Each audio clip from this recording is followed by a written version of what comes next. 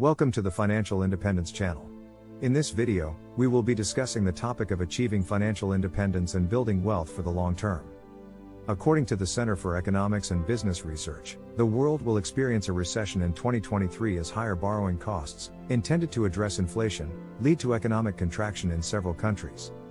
The global economy reached a milestone in 2022 by surpassing $100 trillion for the first time, but it is expected to stall in 2023 as policymakers continue efforts to address rising prices, according to the Center for Economics and Business Research's annual World Economic League table.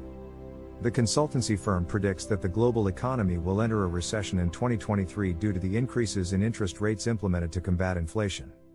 The report also notes that central banks are likely to maintain their efforts to curb inflation in 2023, even though it may come at the expense of economic growth in the coming years. According to the International Monetary Fund's latest forecast, more than a third of the world economy is expected to shrink, and there is a 25% chance that global GDP will grow by less than 2% in 2023, which the IMF defines as a global recession. These findings are more negative than those of the Center for Economics and Business Research, which predicts that the world economy will enter a recession in 2023 as a result of rising interest rates and efforts to address inflation. Despite the predicted recession in 2023, the Center for Economics and Business Research expects that by 2037, world gross domestic product will have doubled due to developing economies catching up with wealthier ones. The East Asia and Pacific region is expected to make up more than a third of global output by 2037, while Europe's share will decrease to less than a fifth. The Center for Economics and Business Research bases its data on the International Monetary Fund's World Economic Outlook and uses its own internal model to predict growth, inflation, and exchange rates.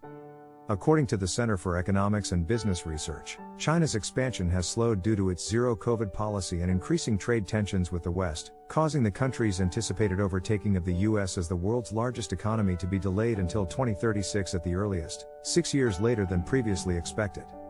The Center for Economics and Business Research originally anticipated that China would surpass the U.S. as the world's largest economy in 2028, but this prediction was later revised to 2030 in the previous year's World Economic League table.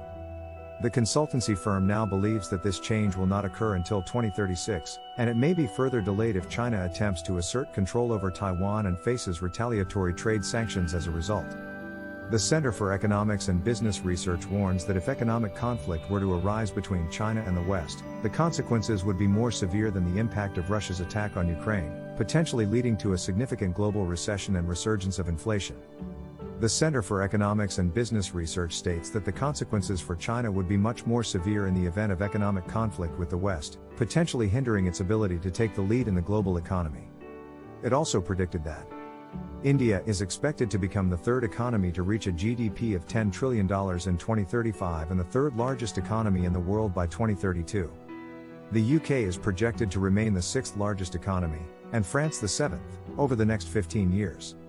However, the UK is no longer expected to grow faster than its European counterparts due to a lack of growth-oriented policies and unclear vision of its role outside of the European Union.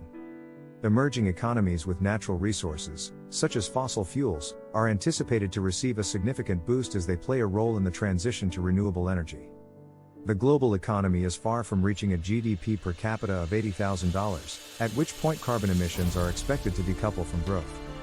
Therefore, additional policy interventions will be necessary in order to achieve the goal of limiting global warming to 1.5 degrees above pre-industrial levels. Thank you for watching our video. We hope that you found it informative and useful. If you enjoyed the content, please don't forget to like and subscribe to our channel. Your support helps us to continue creating valuable content for you. We appreciate your viewership and look forward to sharing more with you in the future.